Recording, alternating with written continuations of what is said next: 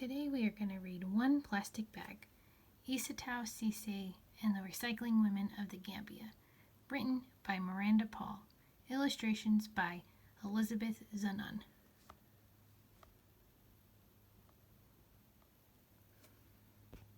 Isatou walks with her chin frozen.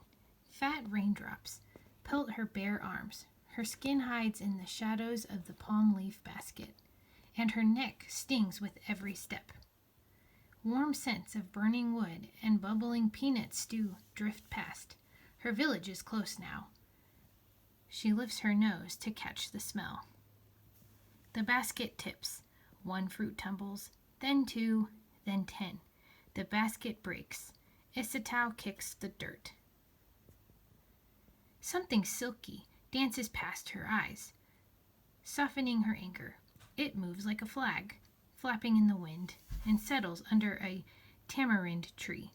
Isatou slides the strange fabric through her fingers and discovers it can carry things inside. She gathers her fruits in the bag. The basket is useless now.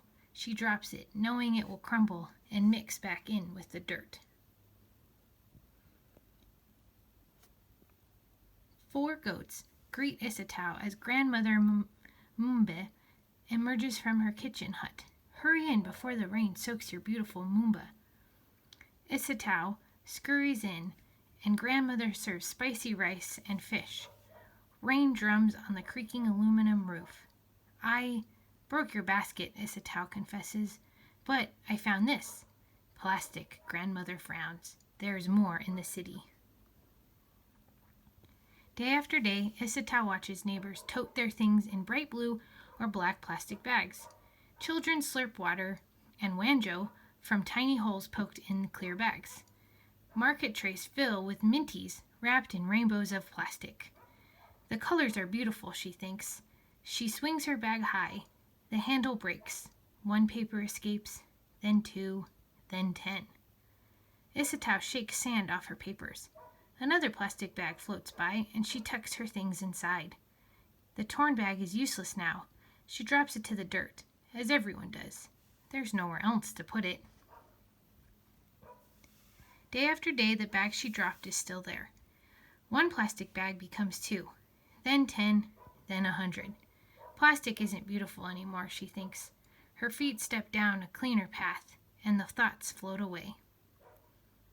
Years pass, and Isatou grows into a woman.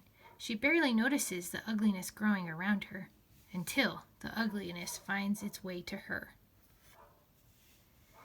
Isatou hears a goat crying and hurries toward Grandmother's house.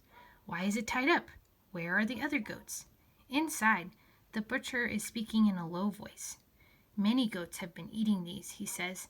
The bags twist around their insides and the animals cannot survive. Now, 3 of your goats and so many other goats in the village have died. Grandmother's powerful shoulders sag. Isatou must be strong and do something. But what? Isatou's feet lead her to the old ugly road. A pile of garbage stands as wide as Grandmother's cooking hut. Mosquitoes swarm near dirty pools of water alongside the pile. Smoke from burning plastic stings her nose. Her feet back away. Goats scamper past. They forage through the trash for food.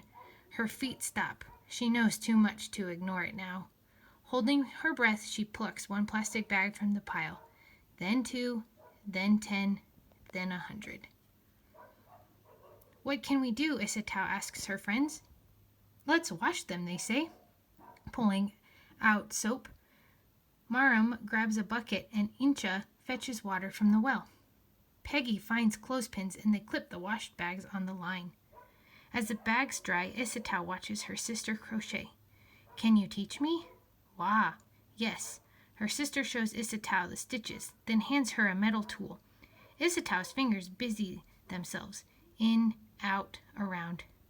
Thank you. Isatou finds a broomstick and carves her own tool from its wood. What's that for? Fatim asks. Isatou pauses. She and Peggy have an idea. But will their friends think it's crazy? Will the idea even work? Nervously, she explains the plan. 1 friend agrees to help, then 2, then 5. The women cut bags into strips and roll them into spools of plastic thread. Before long, they teach themselves how to crochet with this thread. Naka igebe? Asked Grandmother. How is the work? Nanka nanke, answers Isatou. Slow. Some people in the village laugh at us. Others call us dirty. But I believe what we are doing is good. The women crochet by candlelight, away from those who mock them. Until a morning comes when they will no longer work in secret. Fingers are sore and blistered. Isatou hauls the recycled purses to the city. One person laughs at her, then 2, then 10. Then one woman lays Dalsi coins on the table. She chooses a purse and shows it to one friend, then 2, then 10. Soon everyone wants one. Isatou fills her own purse with Dalsi. She zips it shut and rides home to tell Grandmother she has made enough to buy a new goat. When she passes by the pile of rubbish, she smiles because it is smaller now. She tells herself one day it will be gone and my home will be beautiful. And one day it was. The end. So this woman, she saw that there was a lot of trash, a lot of plastic bags, and instead of just leaving them in her tribe, she decided to do something else and to recycle them by turning them into something that people could use. Think about stuff that you could do to recycle an old plastic bag or an old plastic bottle, because soon you will have to come up with a similar task.